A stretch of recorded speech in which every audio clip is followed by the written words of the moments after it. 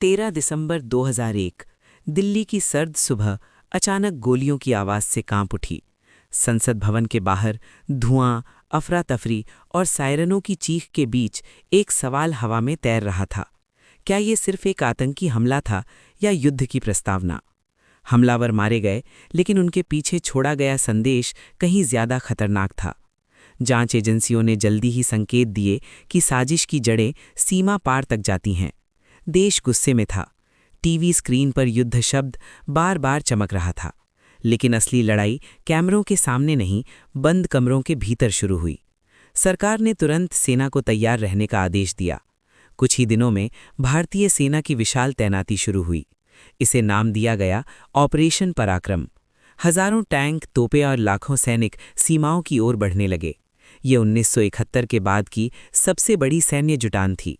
लेकिन सवाल ये था, क्या हमला सीधे युद्ध का कारण बनेगा या ये दबाव की रणनीति थी?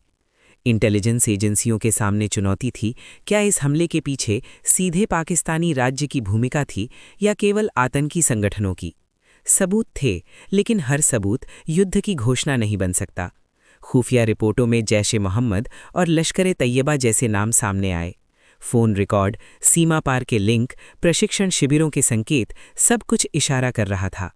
पर क्या ये पर्याप्त था एक परमाणु सशस्त्र पड़ोसी से सीधा टकराव मोल लेने के लिए?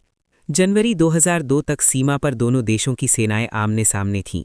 रेलगाड़ियां सैनिकों से भरी हुई, राजमार्गों पर सैन्य काफिले, गांवों का खाली होना।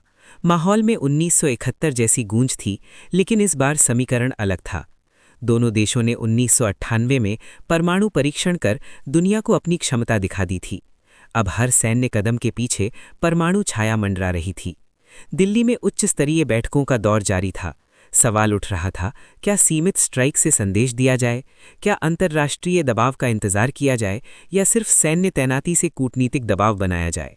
खुफिया आकलन बार बार अपडेट हो रहे थे। हर नई रिपोर्ट जोखिम का तराजू थोड़ा इधर उधर कर देती। इस बीच मई 2002 में कालूचक हमले ने आग में घी डाल दिया।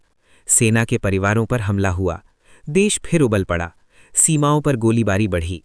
कुछ आकलनों में आशंका जताई गई कि अगर एक भी बड़ा सैन्य टकराव हुआ तो घटनाएं नियंत्रण से बाहर जा सकती हैं।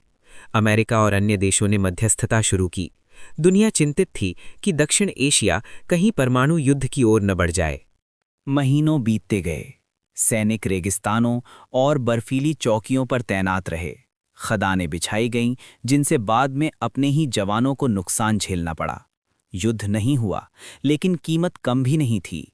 सैकड़ों सैनिक दुर्घटनाओं और बारूदी सुरंगों में शहीद हुए। अर्थव्यवस्था पर दबाव पड़ा। परिवार अनिश्चितता में जीते रहे। आखिरकार अक्टूबर 2002 में धीरे धीरे डी-एस्केलेशन शुरू हुआ। सेनाएं पीछे हटने लगीं। ऑपरेशन पराक्रम औपचारिक रूप से समाप्त हुआ।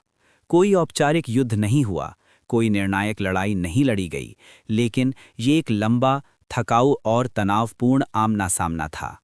इतिहासकार आज भी बहस करते हैं, क्या ये रणनीतिक दबाव सफल रहा? क्या इससे भविष्य के हमलों को रोका जा सका, या ये एक ऐसा जोखिम था जो आखिरी क्षण में टल गया? इंटेलिजेंस की दुनिया में हर फैसला काले और सफ़ेद में नहीं होता। कभी कभी सबसे बड़ी जीत वो होती है जब युद्ध टल जाए। 2001 के संसद हमले के बाद की वो सर्दी हमें याद दिलाती है, युद्ध सिर्फ गोलियों से नहीं, आकलनों से भी लड़े जाते हैं। और जब दो परमाणु ताकतें आमने सामने खड़ी हों, तो हर रिपोर्ट, हर शब्द और हर निर्णय इतिहास की दिशा बदल सकता है।